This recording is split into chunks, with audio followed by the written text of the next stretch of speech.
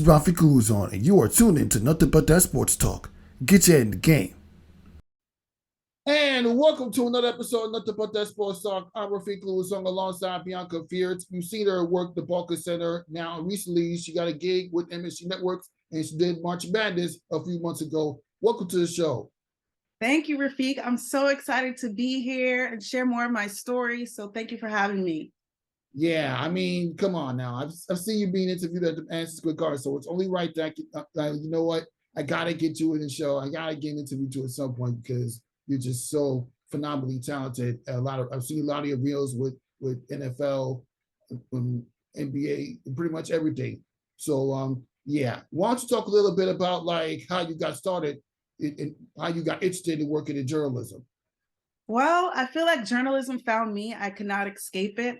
So I'll go all the way back when I was 8 years old. I played sports, basketball, tennis, softball. I did competitive cheerleading, lacrosse, you name it. And I played sports to stay busy. And my mother always had the news on, always. So every morning, I grew up in Philadelphia. There's a news anchor, Renee Shanat Fatah. I was very enamored by her because she literally looked like me. I was like, one day maybe I want to be like her. But I just said that like in hindsight, not really thinking anything of it. I went to high school. I took like a random editing class just because it just piqued my interest. I went to college and I studied business. However, I had a few open electives my senior year, and I said, let me take some of these comms courses, editing courses, and I took those courses again just because I was naturally curious. And then I would say once I started working in New York for the Brooklyn Nets, I kept running into people in the media room, and I ran into someone, Ruth Morrison. Again, she looks similar like me. We're just having conversations. She noticed I had an interest in sports, and she said, hey, would you want to like host a sports show? And in my head, I'm like, that's a little weird. Maybe I'll give it a try. From that moment on is really where like my interest came together in the sports journalism world. And then I took it more seriously and went to grad school at Columbia to study journalism so that I can understand the craft, the fundamentals, and respect the craft, because journalism is a craft. Exactly. Whether it's you're being interviewed or doing the interview, journalism is a craft in many different ways. And I want you, like, when you were taking those classes at Penn State and Columbia University, like, why don't you talk a little bit about like the positive takeaways and the negativity struggles that you had to go through when taking those classes at the start of your career? I mean, the classes were great. All the classes were fun, especially at Penn State when I took the editing class. Again, it was my senior year. It wasn't my major. I was a business major. I took some classes in the comms major and comms department, and I was cool with the dean, Selden, I believe his name. So he was very supportive, and I had fun. At first, you know, it was a little weird. It's a different skill set, editing videos, but it really taught me like the importance of details, and like every edit, every cut means everything. So clean edits was very critical, and I had fun with it. I had fun. It was my senior year. It wasn't like I needed it to like graduate or, you know, fulfill a major. So I had a lot of fun with it.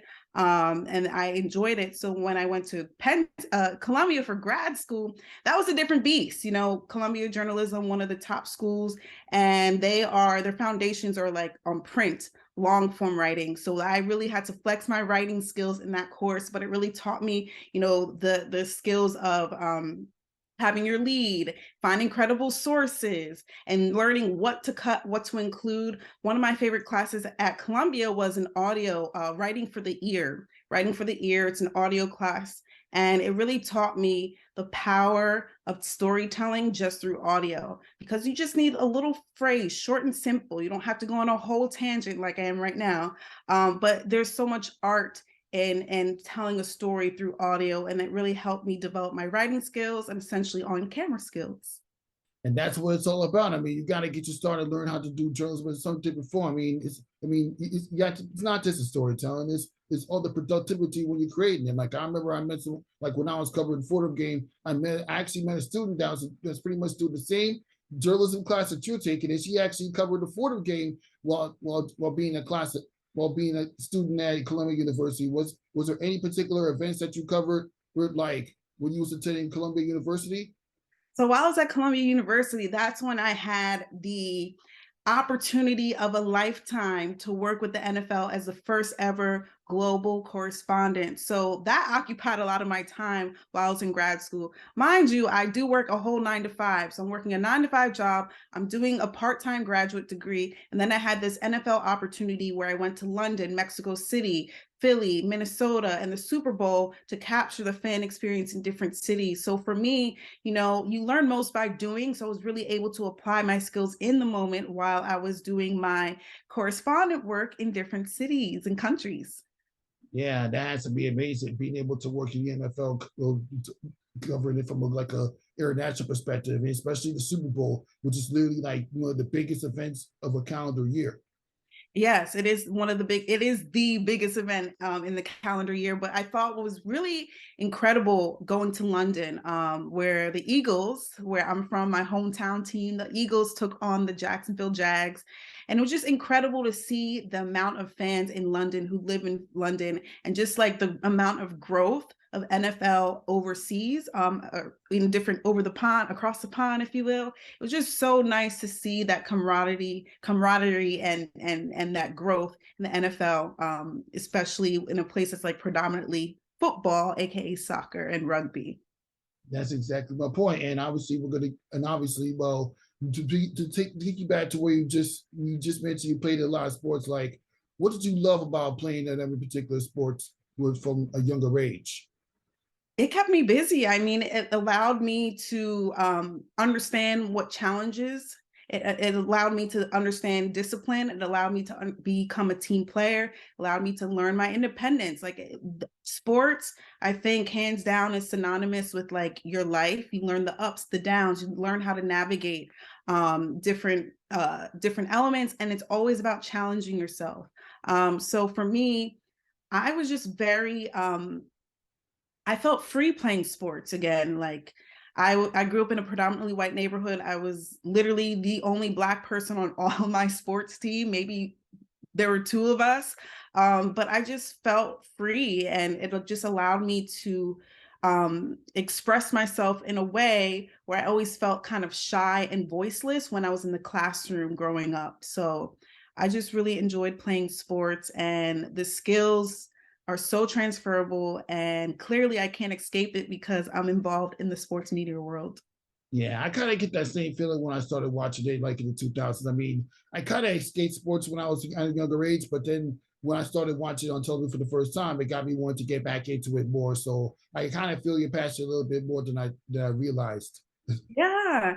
And for me, I played basketball was probably like the most basketball, I played varsity basketball, tennis, and softball, but basketball was like the higher likelihood of getting scholarships. So at one point I was going to camps. I obviously played AAU. I went to University of Penn, Villanova's basketball camps. And at one point I was very highly considering going to college for basketball. However, my mother, she's from Jamaica, and she was just like, and I'm her only child, she's like, I love that you enjoy sports, but I really want you to focus on your studies and your education. So somehow I got convinced to just focusing on my studies and going to Penn State, and denying a few scholarships at the D2 level to play basketball. But again, sports kept staying prevalent. I at one time contemplating redshirting or trying out for the women's basketball team, but I played on the club basketball team. I played tennis. I had football internships. So like, again, sports found a way towards me, and I was able to work in different elements like sponsorships, fan engagement, scouting for the football team. So it just allowed me to really diversify my skills in ways that I did not anticipate.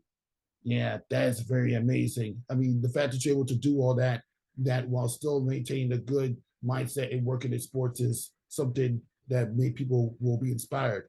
And this will lead me to this one question: like, if you could take away one, if you could only choose like literally one field to work in, only one, because from what I've seen on the Baller magazine and from previous interviews, you worked in sports, you worked in media, and then you also worked in education.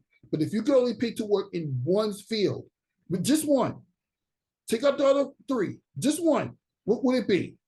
It's very difficult to interview journalists because they always find a way to answer your questions in a indirectly. I'm doing what I'm doing now, which means I love it all. But I will honor you and try my hardest to answer.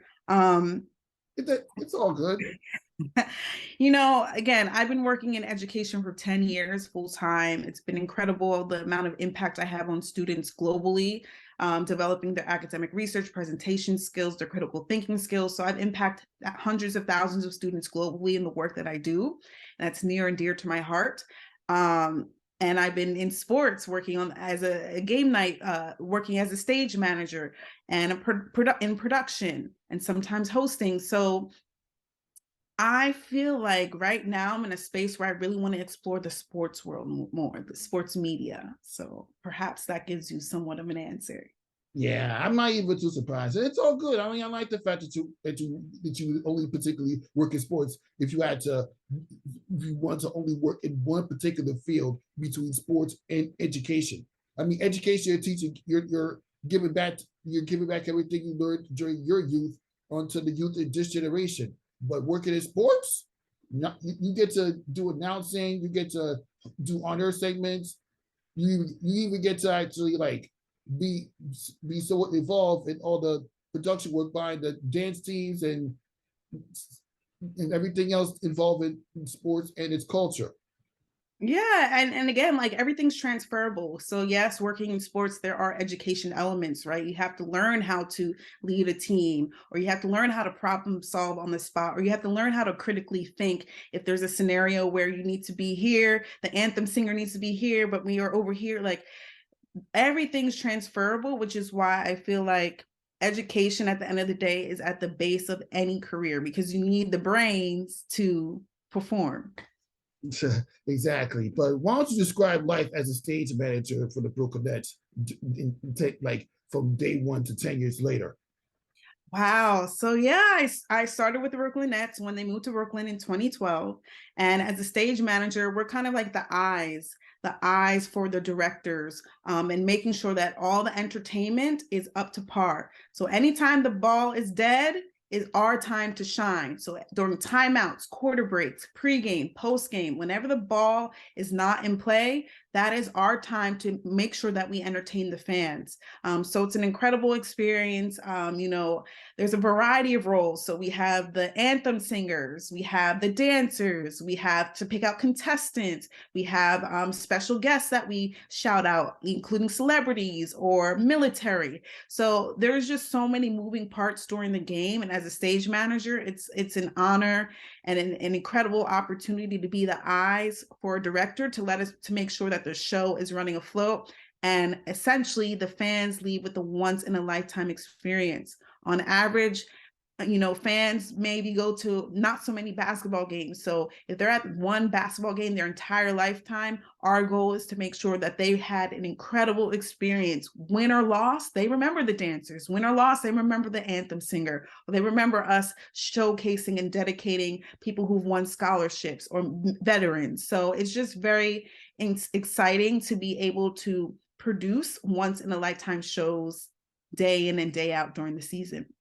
And that's what it's all about. I mean, being involved with the Brooklyn Nets all these years, you also get to work with many different in-arena hosts such as Ali Love and Ali Melendez. I got my friend Shantae, who's a huge Ali Love fan. Well, I go hard for Ali Melendez. I mean, I like both of them, to be fair, but this girl Shantae Harlan, who's been on my show several occasions, she's a huge Ali Love fan. But I want to, and I'll translate to this question: like, what do you love as a stage manager? What do you love about working with many different in-arena talents like Ali Love and Ali Melendez that had the opportunity to do in-arena hosting for the Brooklyn Nets and Long Island Nets? Yes, alleys. You can only be an alley to host in Brooklyn. That's what I like to say. But they've been incredible. I have been with Ali Love since day one. Again, someone took a chance on her. She had zero hosting experience, and I was there day one when she had the nerves. I kind of talked her through, like, you got this, and I gave her some pointers. Perhaps during this timeout, you can inflect in this way, or shout out this team or something. So, being able to work with Ali Love and grow with her has been incredible. And then Ali Melendez, again, similar with her with the Long Island Nets. That was her first hosting gig. So it's just great to learn with them and grow with them. And honestly, they have been an inspiration because as I have observed them for so many years, it's like, wait a second, maybe I want to do this, or maybe I can get involved in this. And timing, everything, divine timing, everything happens for a reason. But 9 years later, I've had the opportunity to fill in as a backup host for the Long Island Nets, and it's been an honor and a pleasure. And that has kind of catapulted me into these current opportunities that I've had of late. Exactly. You're not just doing in-arena hosting for the Long Island Nets or the Brooklyn Nets. You also got to do it for soccer games. You got to do it for the NFL. Your Giants. You got to also you're pretty much all over the place in arena hosting. I've seen the social media. I'm like, man, I gotta somehow get a chance to talk to this girl and ask her, like, how is she pulling this off?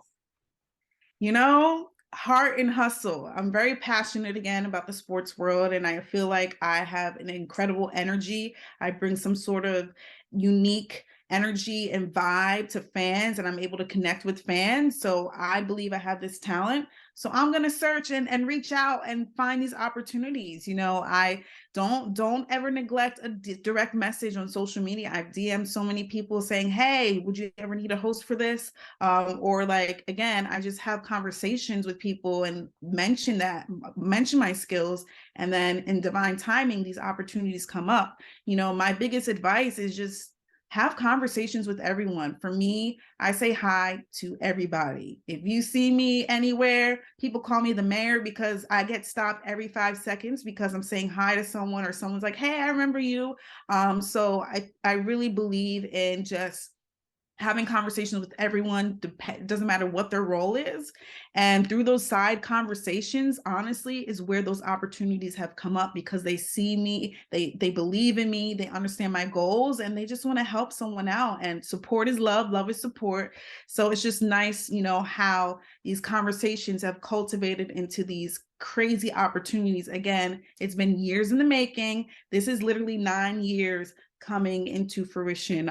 So again, it's fun.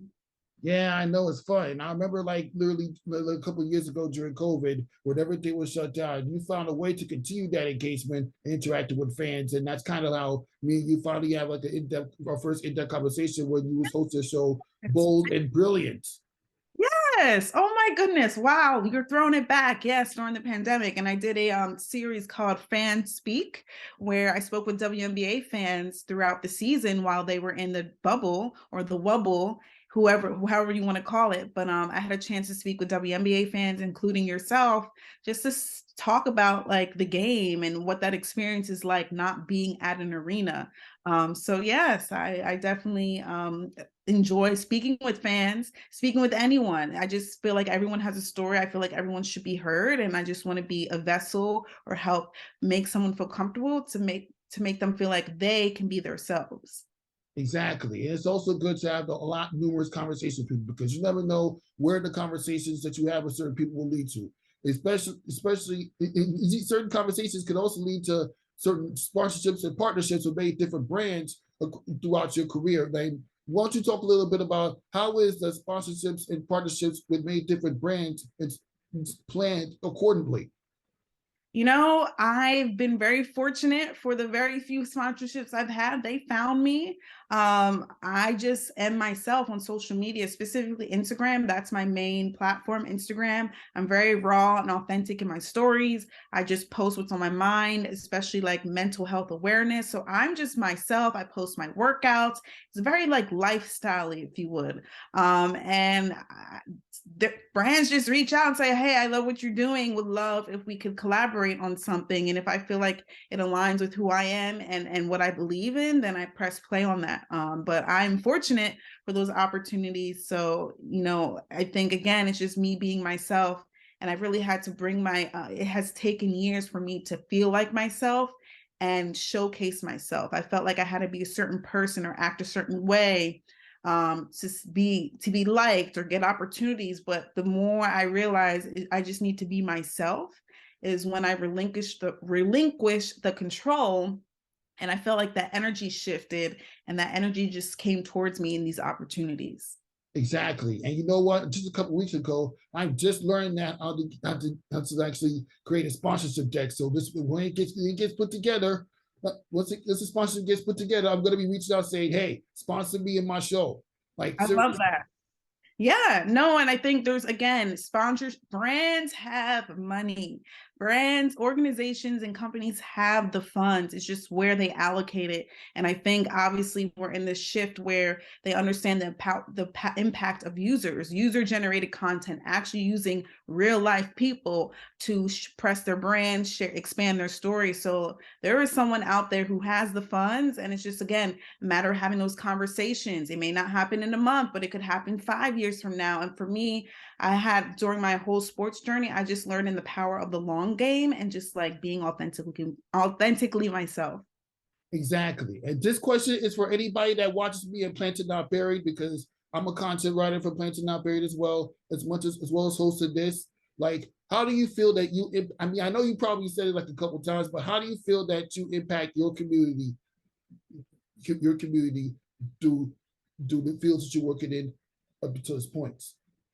You know, I've been pressing play for so long. Recently, I've had a moment to step back and see how I've impacted, like the amount of people who say, "Oh, you've inspired me," or "I love to see what you're doing. Oh, I love your workouts, how you're on day 23 and you skipped a few days." Like, I don't realize I'm making this impact. So I've had to like take a step back and take it all in. And it means a lot. It means a lot. Again, for me, growing up in a predominantly white space, I just kind of felt like I was very enclosed and shy. Believe it or not, I am shy. And I just didn't know how to have a voice, or I didn't know how to be myself without the fear of judgment. So again, this has taken years. I would say literally right 2020 during the pandemic is really when I found myself. So and in hindsight, not realizing that I didn't really know myself kind of like hurts me. So every single day, it's for my due diligence, it's for my own values and respect to be my authentic self in all spaces. So I feel like people feel that. And again, it's not a journey. I have my highs and have my lows, but I just really take pride in like the power of learning yourself and being yourself and surpassing your own limited beliefs. Exactly. And it's that mentality is what led to you getting this opportunity that you recently landed working for the MSG Networks with the creative segment Checking In with the New York Knicks. And when I finally saw you on TV, I was like, you literally going to be hosting shows on MSG Networks? Like, seriously. And then when you told me yes, I was like, okay, let's see what happened, because I mean, no disrespect, but there's no way the same Bianca's on TV is shy to talk on the mic. There's no way. No disrespect. But no disrespect. I mean, people have their mentality when they're being interviewed by many different platforms. I mean, let's be fair. When I started learning how to do radio hosting for radio training class at LIU, there were times where I kind of stutter. There were times where I kind of like jump skip from one topic to another. People tell me that I talk too fast, but I didn't really care. I kept going. And that's the mentality that you need to have when you're doing this skill. You have to keep going, and you have to, at the end of the day, believe in yourself. Again, 2 years ago is really like when I had this reawakening. I don't know how, who, what, where, when, why, but like I didn't believe in myself. And when I first learned that I earned the MSG Networks opportunity, I was in disbelief. I was like, there's no way they would pick me. Are you sure they should have picked this person or that person? Like, I was literally in disbelief because I just didn't have that belief in myself. But you have to keep going. And again, I was shy. I did stutter. Sometimes I do stutter now. But you just have to keep going. If you believe in yourself and if you feel like what you're sharing is of value, you can't let anybody tell you, because I was told multiple times not to pursue this, that I'm crazy. I have an incredible 9-to-5 job. There's no need for me to do all these things, but I did not listen. I did not listen either. I was told, like, when I was a recent graduate for university, oh, no, I don't do it. Sportscasters, they always give it to former athletes that played up until the college level. I'm like, I don't care, but I didn't care. That mentality is the reason I got to cover the WNBA for the bubble season up until this point. And one time I covered the Big Three when they came to Brooklyn in 2019. So I didn't listen to my cousin. He told, I mean, my cousin Patrick, if you listen to this is exactly why I never listened when you told me that they usually hire former athletes. You didn't play, I mean, you played sports, but you didn't play for a national championship when you was at Penn State. Come on now. Yeah, and where you are right now. And that was a part of my insecurity, if you will. That's why I went to grad school for journalism, because I didn't have any journalism experience. And I felt like I wasn't qualified to, or I didn't deserve these opportunities because I didn't know anything. But here's the thing. Again, everything happens for a reason. There's so many peers that I know of who have these opportunities without a journalism experience, without a sports background. They're just passionate and they made it work. You know what I'm saying? So like, we as a society think we need to check the boxes in order to reach a goal. Specifically in the media world, it is not a linear process. There's not a standard blueprint. Yes, ideally you're supposed to get an education. Yes, you're supposed to have an internship and have a job at the news station in the middle of Idaho. But like in reality, you just have to keep pushing. And while I'm not negating any of that, not negating it at all, I am saying that it is possible to make it work as long as you put in the work and you're passionate and you're consistent. Exactly. But why don't you talk a little bit about how the opportunity to work for MSG Networks came about? Again, this is based off a relationship I started maybe 7 years ago. A friend of mine who works at ESPN at the time. Again, this is what I say about DMs. Back in the day, I was DMing everyone. Oh, I want to work at ESPN. I'm trying to be an anchor at ESPN. Again, with zero experience, I was in here DMing like, I want to work on ESPN. I want to be on CBS. I was just blindly cold calling people in direct messages. And there's one person who was incredible, like saw it and it was like, okay, you might be there yet, but let's keep in touch, all these things. And we've been keeping in touch. And then this opportunity came out. He had to provide a list of about 10 potential candidates for this Coinbase and MSG Networks opportunity. And lo and behold, they selected me. Again, I was in shock. I was like, are you sure? Like, did everybody on the list, like what happened with them? But again, this is a result of ongoing conversations with this person at ESPN. And then he happened to have this opportunity and he's been seeing me put in the work, you know. Obviously, it was a no back in the day, but he's seen me doing these events with March Madness, the Big Ten, Long Island Nets. He's been seeing me put in the work and he's observed the growth on his own. And that's where your champions are. So it's 7 years and one opportunity, you got to seize that opportunity. And I guess that's the same. And I guess if I ask that same question with NCAA opportunity that you had to cover in March Madness at the Garden, it's probably going to be the same thing. I mean, they saw you work and they picked you up. It was like they probably told Bianca, "Hey, you want to be an arena host for March Madness?" And what do you think he was going to say? Honestly, this story is bizarre. And again, it goes to the power of conversation and never giving up. So I, again, started hosting for the Long Island Nets maybe a few years ago. And then I had this incredible opportunity to host like a high school basketball classic game, but it was like in the middle of Jersey. So part of me is like, I'm really not trying to do this. I really don't feel like it, but something told me to go. So I went in the middle of Jersey to host this classic. And I was kind of like bitter about it. I was like, I don't really want to be here, blah, blah, blah. But then the stage manager there, I was just having a conversation with her. And somehow the Eagles came up and I was like, oh my gosh, I grew up in Philly. Like I grew up watching the Eagles. She's like, really? Me too. And I was like, yeah, it's funny because I'm trying to figure out where to go next with my hosting career. You know, I'm hitting walls at the professional level. Maybe I could look at the collegiate level and do something at Penn State or with the Big Ten. And she's like, wait, I work at the Big Ten. I was like, what? So what are the odds? So long story short, she's like, yeah, we've been wanting an in-arena host for the Big Ten football championship game. We've never had one before. We really want to change the entertainment scene there. and she shared my name with the Big Ten Network, and that led to that opportunity. And while working at the Big Ten, that led to my March Madness opportunity. So it was that one conversation at a basketball game that I was not trying to work at. I still showed up because I just know my craft. I just know there was a bigger picture. I need to showcase my skills in any way I can. That led to the Big Ten, and then that led to the NCAA, where I've been able to serve as the first ever in-arena host for those events. That's what I'm talking about. And you know what? I kind of get similar to me when if you check my social medias, I covered a couple of Florida games, and I even covered the Atlantic 10. That's where me and Ali Melendez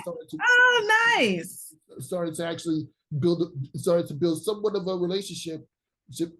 Like, I mean, I was kind of nervous because I didn't know if I wanted to go back to Florida games, because I remember a guy that covers college basketball games all the time as an independent media professional told me when I got rejected from doing the games at the Barclays at MSG, he was like, try covering at least a few games in college and a few games in high school, then you can try to cover a conference tournament. A year later, I covered at least 2 Florida games because that's actually where I got my master's degree from, by the way. And plus I got familiarity from there too, because I did play-by-play doubles because when I went there for grad school, I was trying to be a play-by-play commentator. Nice. But it was kind of a struggle because I didn't have any prior play-by-play experience coming into Florida grad school. And when I did start it, I wasn't as bad as I thought, but I wasn't as good as I thought either at the same time. You have to start somewhere. That's the thing. I had zero experience. Ali Love had zero experience. You have to start from somewhere, regardless of your age, your stage, your background, and you just got to start. Yeah, I was somewhat familiar with play-by-play because I practiced play-by-play when I was playing video games when I was a teenager, thinking how fun it could be. But I never realized all the work ethics that it took just to even watch people like Mike Breed, people like Iron Eagle, who's doing tonight's Knicks game, by the way. Do the commentator to do it right now. I never realized that. But now getting back to my story, being able to cover Atlantic 10. I mean, I partially blame myself. I mean, I probably blame the fact that I went to Fordham University and I've covered Fordham games a couple times. That's probably the reason why. But it took a lot of networking and a lot of development myself and developing Nothing But That Sports Talk just to even get in that field. Only this time covering a conference tournament, all 4 days. My body was literally knocked out. I took a break from episodes. I mean, I know I'm doing it for Nothing But That Sports Talk, but I came back to it a week after the tournament with my guy Ryan, thinking that I took a break. But we both knew we were getting ourselves into a March Madness. Yeah, it's madness. Oh yeah, and then a month later, when you and I ran to each other, was the WNBA draft. Yes. You was kind of like doing that as a little bit of both, as an invitee and a NBA professional. Being able to see you walk that orange carpet with that purple skirt and interview with Aliyah Boston. And I saw you were nervous to approach Aliyah Boston, but I told you before, don't be nervous. I mean, they're very nice people. You just gotta approach them right. Everything will be fine. I remember seeing you was too nervous to talk to them. She's like, I don't want to say nothing, but I was just there as a guest. I wasn't there for media per se. So I just wanted to observe, but the journalist in me could not resist. That's where it was. I'm not really supposed to be a journalist, but here I am doing the media. So again, you just got to do what you got to do. And ironically, a lot of people enjoyed those clips that I posted, especially with Dee Richards. So, if you have the skill and if you're passionate and you feel like the content is of value to one person, even if it's yourself, you just got to do it. Exactly. Even a few years ago, the first few times I covered the draft virtually, Erin for the Ball Journal told me she heard my voice. I was like, what? And then a year later, and then this girl named Kay Walls in my Florida grad program hit me up saying, I heard your question. Congratulations. I see you was at the draft. I see you was doing this. I'm like, are you serious? Yeah, word gets around. Exactly. All right. Now wrap up this episode, Nothing But That Sports Talk. Let's just continue to grow from here. And thank you for agreeing to this interview. And I know that when people start seeing this, you're probably going to get asked to come on other people's shows because you will be great at it. Trust me. Thank you so much. That is so kind. And to all the balls out there, get your head in the game. That includes you. That's right. Get your head in the game. Never give up. Believe in yourself. And you got this. Period. Mm-hmm.